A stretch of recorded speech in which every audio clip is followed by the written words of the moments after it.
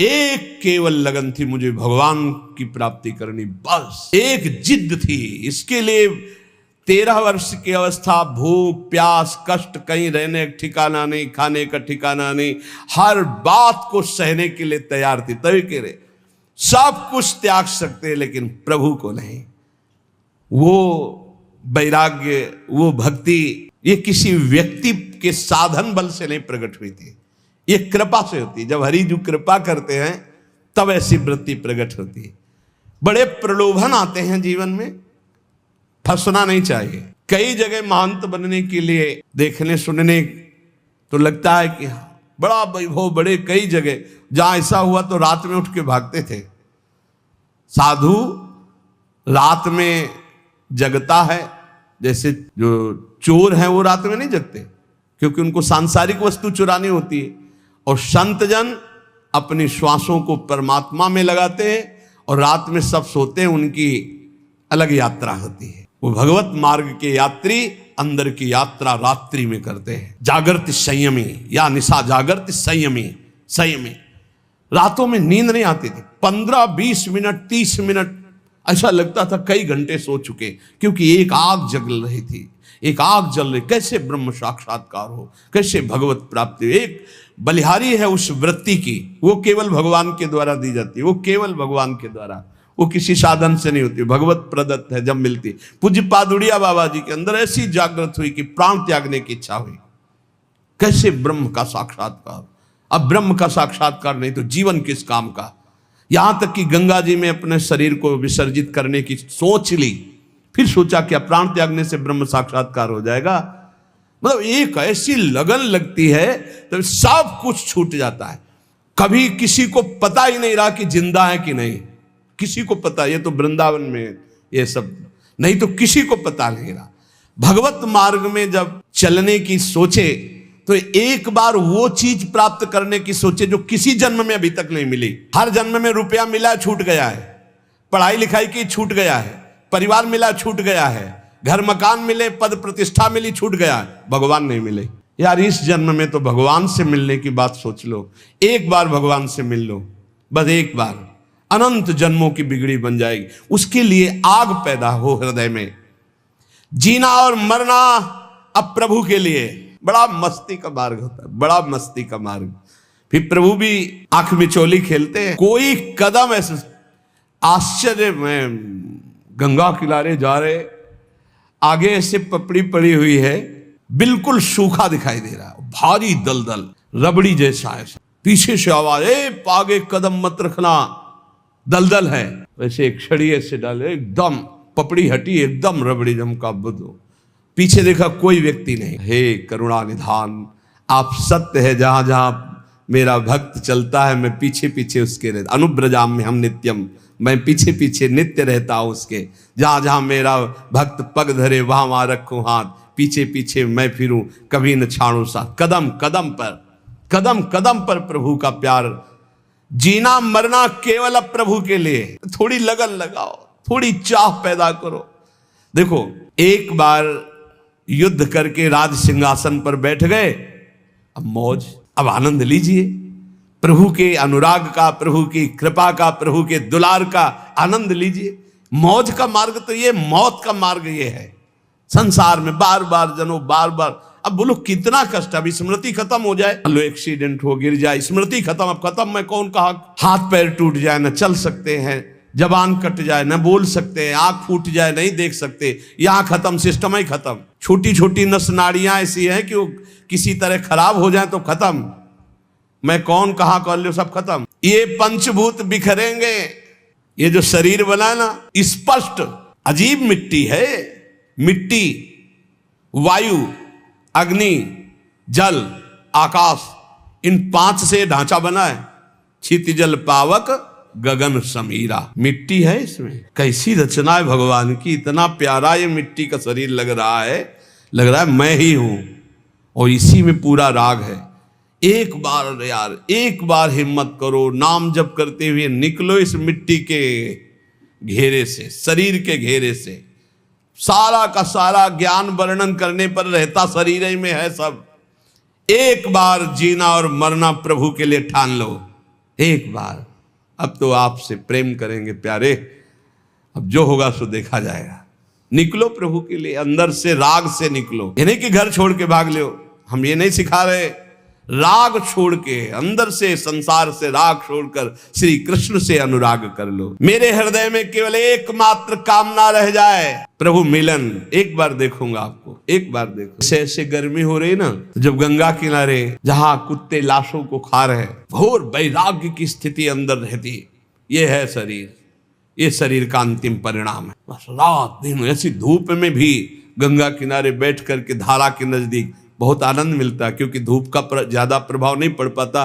गंगा जी की लहरें शीतलता प्रदान करती है हर समय। इतना तो जरूर हम कहेंगे कि गंगा जी एक अद्वितीय है, गंगा जी एक अद्वितीय पवित्रता है, गंगा जी एक अद्वितीय मूर्तिमान ज्ञान और वैराग्य की धारा है, और यमुना जी अद्वितीय प्रेम प्रदान करने वाली भक्ति की, रस भक्ति की धारा है।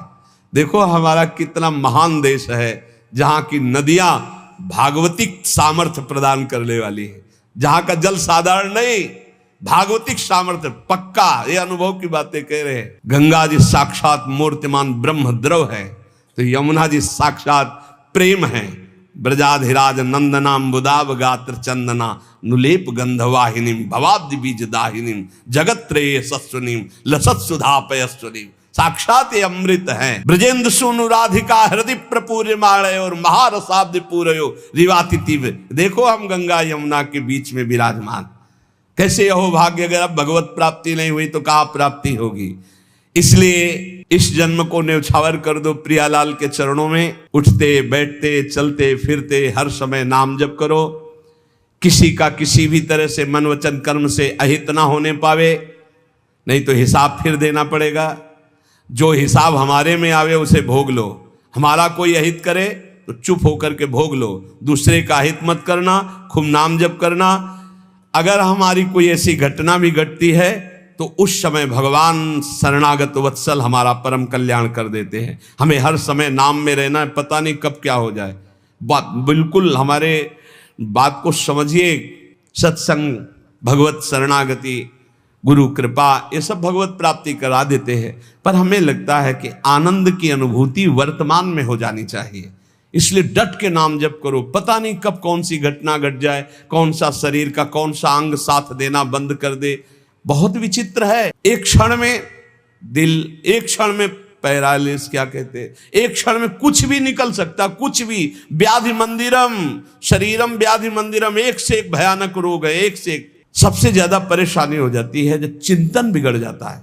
जब रोग होता है ना तो चिंतन बिगड़ जाता है। अर्थ की व्यवस्था करना, अब किस डॉक्टर से मिलना है, अब क्या कराना, भगवत चिंतन चला गया। एक एक वृत्ति को संभाल करके प्रियालाल में लगा दो, इसी जन्म में भगवत प्राप्ति हो जाएगी। मान लो भगवत प्राप्ति बिल्कुल कठिन नहीं है, कठिन है संसार का राग छोड़ना, और ये छूट ही जाएगा प्यारे। खूब नाम जप कर लो, मेरी प्रार्थना मान लो। सब ज्ञान का ज्ञान नाम जप है। सब बड़े बड़े महापुरुष जो भी नाम जापक है, वो नाम चाहे ओम हो, चाहे राम हो, चाहे कृष्ण हो, चाहे राधा हो, चाहे दुर्गा हो, चाहे माँ हो, चाहे वो सब उसी अनंत के नाम हैं, उसी अनंत महिमा। बिना संसार का चिंतन छोड़े और नाम जप के आज तक किसी का मंगल नहीं हो सकता, ना हुआ है। कोई भी ऊंचाई पर चढ़ा है तो नाम जप के चढ़ा है, भजन से। इसलिए डट के भजन करो, किसी की बात मत सुनो।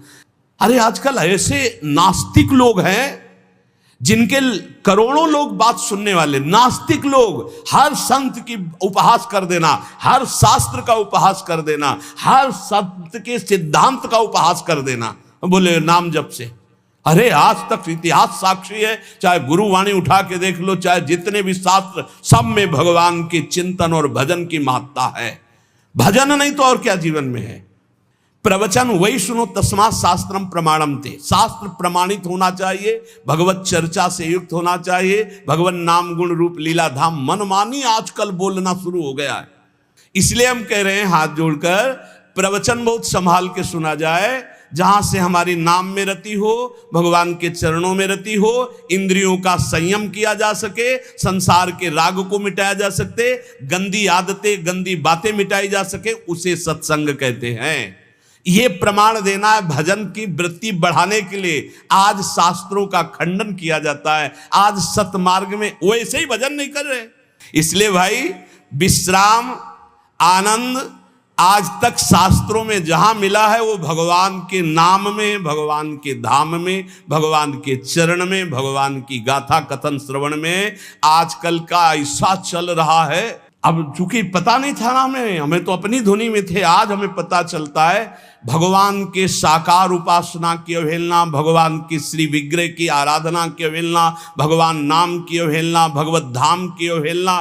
पता नहीं कहां से ज्ञान प्रकट हो गया नया, अब ज्ञानी कहें कि अज्ञानी कहें, अब पता नहीं इनको। इसलिए भाई प्रवचन से बचो। आज प्रवचन एक हमें भटकाव की तरफ ले जा रहा है, जो हमारे सत्य सनातन धर्म से बिल्कुल विलग करता चला जा रहा है, बिल्कुल नाटक होता चला जा रहा है। हम निंदा नहीं कर रहे, पर हम बचाव पक्ष की बात कर रहे कि सत्संगियों बचो बचो।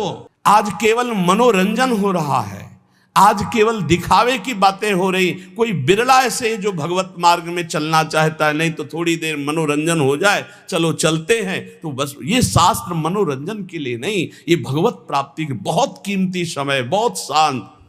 चित्त की वृत्ति का संस्कार जब मिट जाए और एक एक वृत्ति प्रभु में लग जाए, तब संतोषजनक स्थिति आ गई है। मान लो अब चिंता करने की जरूरत नहीं।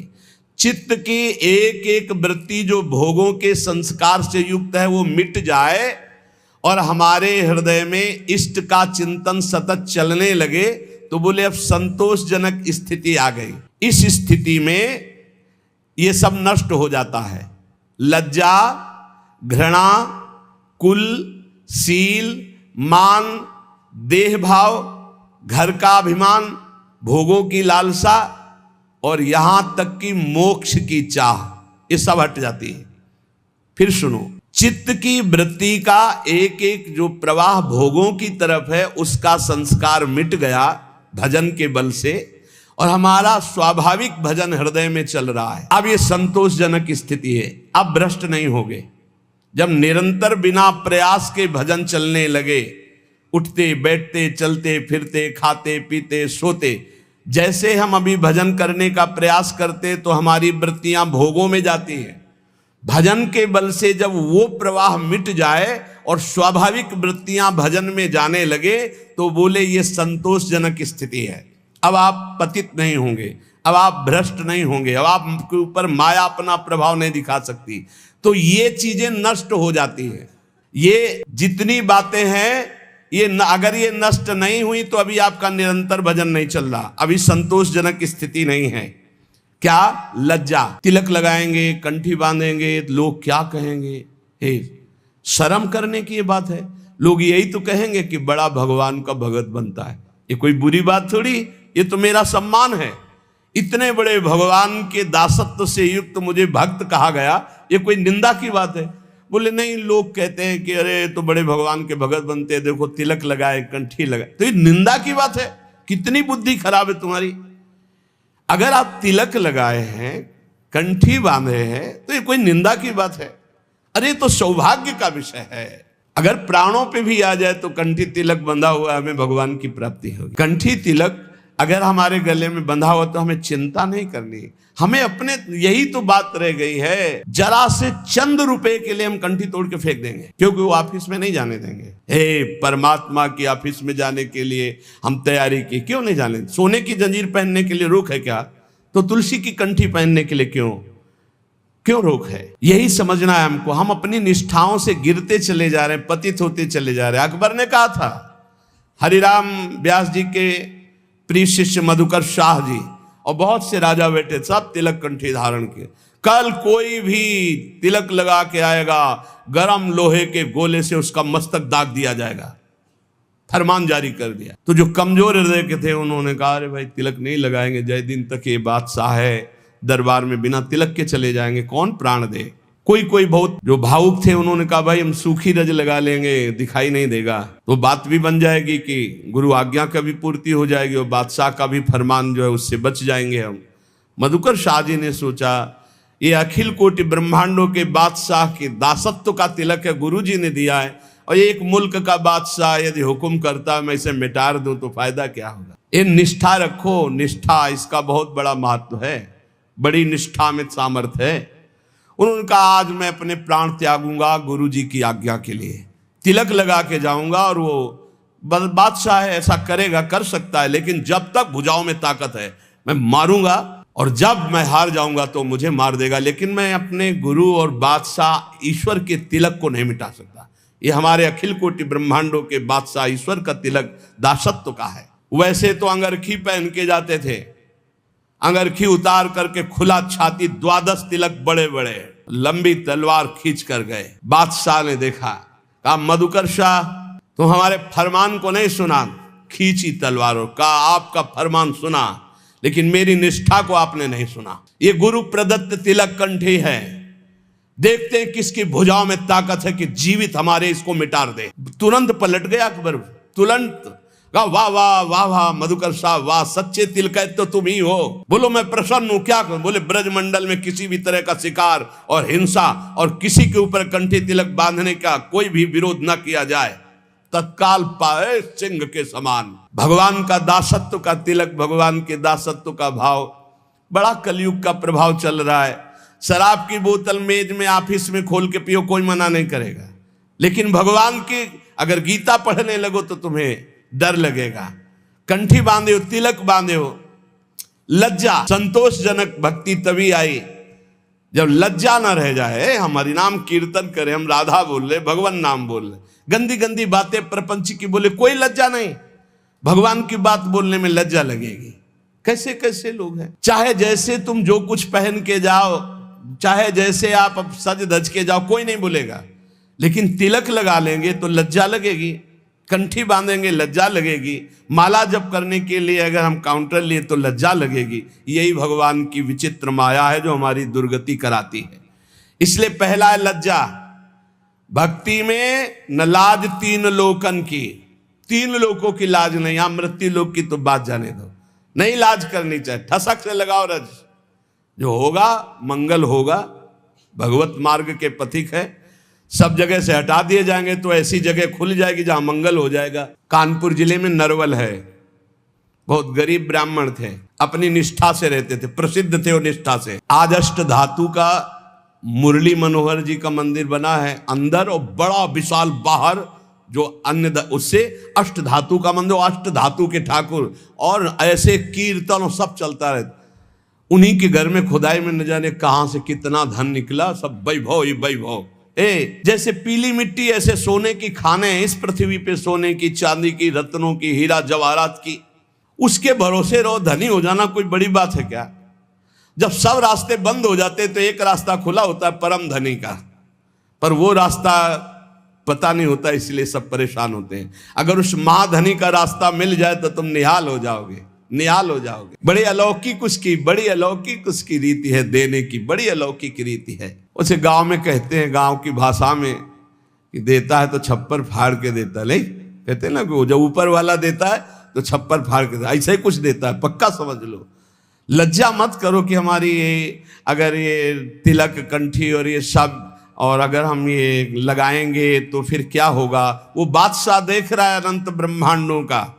अरे इतना तो कितना सुंदर लगता है जब भगवान का तिलक लगा करके कोई नाम जप करते हुए दिखाई दे, लगता है इसकी चरण रज माथे पे रख ले, वो पावन दिखाई देता है। भगवान का तिलक नहीं है, दुनिया के और भव बनवाए घूम रहे हो, तो इससे कोई सुंदरता है क्या तुम्हारी? नहीं, इससे सुंदरता नहीं।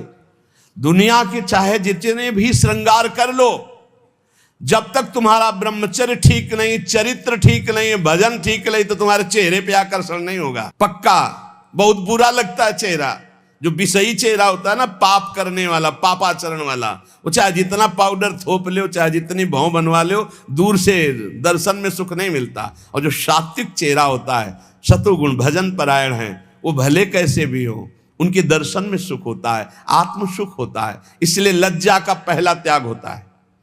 दूसरा घृणा। हम ये कहते हैं कि जो गलत आचरण करते हैं हमें उनसे घृणा नहीं करना है। अगर उनके गलत आचरण छूट जाए तो बहुत अच्छे हो सकते हैं। शराबी की शराब छूट गई तो शराब घृणा योग्य थी, शराबी थोड़ी था। शराब छूट गई, बहुत अच्छा आदमी हो गया। मांस खाना छूट गया, बहुत अच्छा आदमी हो गया। वो चोरी करना छोड़ दिया, बहुत अच्छा आदमी हो गया। हमें घृणा नहीं करनी, हमें प्रीति करके जिनसे घृणा करवानी, उन पदार्थों से, उन क्रियाओं से, उन वस्तुओं से घृणा करा के उसे महान बनाने का रास्ता देना। भक्त कभी किसी से घृणा नहीं करता, वो उन कारणों को छुटवाता है जिससे वो घृणा का पात्र बन रहा है। तो वो तभी छूटेगा जब हमारी प्रियता होगी उस पर। सब जीवन शोक प्रीति। तीसरा है कुल। कुल का अहंकार नहीं होना चाहिए, इससे कुछ नहीं होता। जो कुलाभिमानी है, जाति अभिमानी है, इससे कुछ नहीं होने वाला। ये संस्कृति आवागमन का हेतु ही है, जाति अभिमान है, कुल अभिमान है। अपने धर्म का पालन करो, अभिमान मत करो। सबके समान पांच भौतिक शरीर हैं, सब में समान भगवान का अंश विराजमान है, अलग अलग सेवाएं, अलग अलग व्यवहार है, लेकिन आप घृणा मत करो, आप अभिमान मत करो अपने ऊपर। जाति पाति कुल कल्म धर्म व्रत संस्कृति हेतु अविद्यानाशी। सेवक जी महाराज कह रहे सेवकवाणी में, ये अज्ञान है, ये अविद्या है। यदि जाति पाति कुल आदि का अभिमान करे तो ये अविद्या है, आवागमन में फंसा देगी। उसके हृदय में मान की लालसा खत्म हो जाती है। जो निरंतर भगवत भजन करता है वो सबही मान प्रद आप अमानी।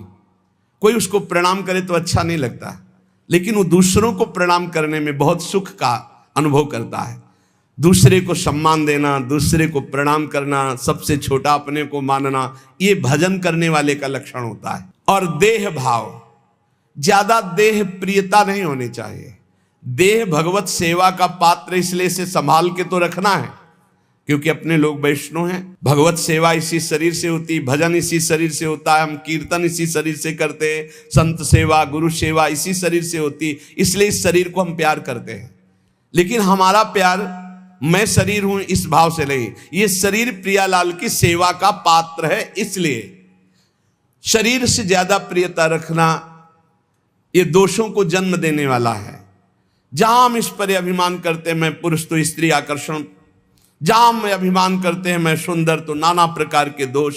देहाभिमान ही संस्कृति का मूल चक्र है। देह को प्यार करना है, लेकिन ये भगवत सेवा पात्र है ये मानकर, ना कि मैं मानकर प्यार करना है। गेह घर, जैसे हम मंदिर में रहते हैं ऐसे हम घर में रहते हैं। घर श्री ठाकुर जी का है, हम सेवा भाव से वहां विराजमान। मेरा घर नहीं, इसलिए भक्तजन अपने घरों का नाम रखवा देते हैं। प्रिया कुंज, राधा केली कुंज, गोपाल भवन, कृष्ण सदन, ऐसे नाम रखवाते। ये प्रभु का मकान। किसका मकान? बोले प्रिया कुंज है, ये प्रियाजू की कुंज है। आप कौन हैं? प्रिया कुंज के सेवक हैं। नाथ सकल संपदा तुम्हारी, मैं सेवक समेत सुतनारी। और भोग, जितनी भोग सामग्री वो सब प्रभु के भोग के लिए, हम तो प्रसाद पाने वाले हैं। और ऐसा भक्त मोक्ष की भी अभिलाषा नहीं रखता। अपने प्रियतम के प्रति पूर्ण सब कुछ न्यौछावर करके उसको दिव्य भाव की प्राप्ति होती है। सब कुछ प्रभु को समर्पित कर दिया तो क्या मिला? दिव्य भाव। भाव में डूबा हुआ, भावोत्सवेन भजताम रस काम धेनुम, भाव में डूबा हुआ है, दिव्य दिव्य भावनाएं कर रहा है। प्रियाजू को कभी भोग लगा रहा है, कभी झूला झुला रहा है, कभी प्रियाजू को स्नान करा रहा है, कभी श्रृंगार करा, बड़ी भावनाओं में सुख वृत्ति। ये फल मिलता है सर्वस्व समर्पण से। भक्त के काम क्रोध और अभिमान ये सब दिव्य हो जाते हैं। बड़े बड़े जीवन मुक्त मुनियों के लिए भी जो दुर्लभ है, वे रंग रंगीले छैल छबीले प्रभु के प्रेमियों के अलग ही रास्ते हो जाते हैं। इनको क्रोध भी आता है प्रभु पे, ये गुस्सा भी करते हैं, क्योंकि इनके प्रभु है ना। ग्वारिया बाबा सखा भाव से, जा अगर मेरे बिना तेरा काम चल जाता है तो तेरे बिना मेरा भी काम चल जाए। आज से न तेरा भजन करेंगे न तेरी बात करेंगे। ये अंदर की बात। कोई संत भजन करते रोक देते, अरे काहे को भजन करते हो, बड़ा निष्ठुर है, 20 वर्ष हो गए भजन करते हुए, आज सामने नहीं आया। पर सब जानते थे कि बाबा बड़े भाव वाले, आज पता नहीं कौन सा भाव ठाकुर जी के ऊपर है कि ये बरस रहे ठाकुर जी के ऊपर। शाम तक न खाना न पीना, ऐसे ही बस नाराज है ठाकुर जी से। तो ऐसे सिद्ध पुरुष का कैसे चिंतन चल। वो कह रहे हैं भजन नहीं करेंगे, एक क्षण भी भजन का ताता नहीं टूट रहा है। आएगा ना तो बात नहीं, पक्का आएगा, वो हमारे बिना रह नहीं सकता। और आएगा तो बात नहीं करेंगे, बोलेंगे नहीं, छुएंगे भी नहीं, देखेंगे भी नहीं। तेरे बिना चल जाता है ना, मैं नहीं बोलूंगा। सामने ठाकुर जी भाव में उनके, एक क्षण भी ठाकुर जी से बिलग ले और कह रहे थे कि मैं भजन नहीं करूंगा तुम्हारा। शाम के ठाकुर जी पीछे से आवाज, ए सारे ग्वारिया। बाबा 60-70 वर्ष के थे। ऐसी मेघ गंभीर वाणी, ये तो मेरे यार की वाणी। पीछे मुड़ के देखा, कमर में हाथ रख के वही ठसक, तिरछी चितवन, पीताम्बर, अनंत बिजलियों की सी कांति चमक रही पीताम्बर। लालजू महाराज फेट में मुरली। ए ग्वारिया, तू नाराज है? अरे मेरा यार, दौड़ पड़े, गले लगाया। फिर एकदम याद आया, फिर मान धारण हुआ। ये हमने तो नियम लिया था, इसको देखेंगे नहीं, बोलेंगे नहीं। बोल भी दिया, गले भी लगा दिया, चलो, पर अब नहीं, चल दिए। ठाकुर जी पीछे से अचला पर, ए बाबा, इतनी व्याकुलता तुमने कभी नहीं की, इसलिए मैं नहीं प्रगट में मिला। आज व्याकुलता की याद मिल गया। आज से पक्का वादा करता हूं, जब बुलाओगे तब आ जाऊंगा। बाबा नाराज मत। ऐसे भक्तों के पीछे, भक्तों का क्रोध भी अपने ही आराध्य देव के प्रति होता है, काम भी अपने आराध्य देव के प्रति होता है, लोभ भी आराध्य देव से। सब विकार भगवत स्वरूप हो जाते, दिव्य हो जाते हैं। एकमात्र भगवान से जिनका चित्त जुड़ गया है, उनके अंदर कामना जागृत होती। काम का तात्पर्य होता है कामना जागृत होती, एक बार हृदय से लगने की, एक बार मिलने की, एक बार देखने की। वो काम से पीड़ित होकर, अर्थात काम माने कामना, इस चाह से, इस कामना से पीड़ित होकर रोकर पुकारते हैं भक्त की कामना। हे देव, हे प्रीतम, दैत्य माने हे प्रीतम, हे विश्व के एकमात्र बंधु, हे हमारे मनों को अपनी ओर बरबस खींचने वाले, हे चपल, हे कृष्ण, हे करुणा के एकमात्र सिंधु, हे नाथ, हे रमण, हे नयनाभिराम। हा हा, तुम कब हमें अपने दर्शन दोगे? तुम कब हमारे दृष्टिगोचर होगे? परम पावन काम हो गया। जो कामना जगत में थी वही मुड़ी और प्रभु के लिए व्याकुल हो गई। जैसे भोरी सखी व्याकुल होकर रो रो कर पुकारती, हा प्रिया जो, मुझे अखिल ब्रह्मांडों का कोई सुख, कोई पद, कोई भोग नहीं चाहिए, बस एक बार मंद मंद मुस्कुराती हुई, लट को फहराती हुई, संभालती हुई, आप आ जाओ, एक बार देख लो। जब उपासक के हृदय में भगवत मिलन की कामना जागृत होती है तो सब काम भस्म हो जाता है। पर यह जागृत होती है जब बहुत नाम जप हो, खूब भगवत चर्चा, सब दोषों का त्याग हो जाए, तब हृदय में विमल कामना, निर्मल कामना जागृत होती है। पर ये होती है भगवत नाम जप, भगवत चर्चा सुनने से। जितनी भगवत कथा सुनी जाएगी, जितनी भगवत चर्चा की जाएगी, जितना नाम जप किया जाएगा, फिर व्याकुलता होने लगती है, ऐसे प्रभु मुझे कब मिले। इसलिए हम कहते हैं प्रवचन, उपदेश, संग बहुत संभाल के सुना जाए। जितने वेद, पुराण, शास्त्र सब वर्णन कर रहे हैं, आप उपनिषदों में पढ़ें, उद्गीत, प्रणव, जप का कितना महत्व है। अलग अलग जगह नाम जप का, ये वृंदावन महामहिम राधा नाम का कितना महत्व। तो इसलिए बहुत संभाल कर अपने कानों को रखें, खूब नाम जप करें। पक्का समझ लो, नाम जप के बिना किसी को भगवत प्राप्ति होना बहुत कठिन है। सतयुग में ध्यान से होती थी, त्रेता में यज्ञ से होती थी, द्वापर में पूजा से, कलयुग केवल नाम आधारा, सुमिर सुमिर नर उतरे पारा।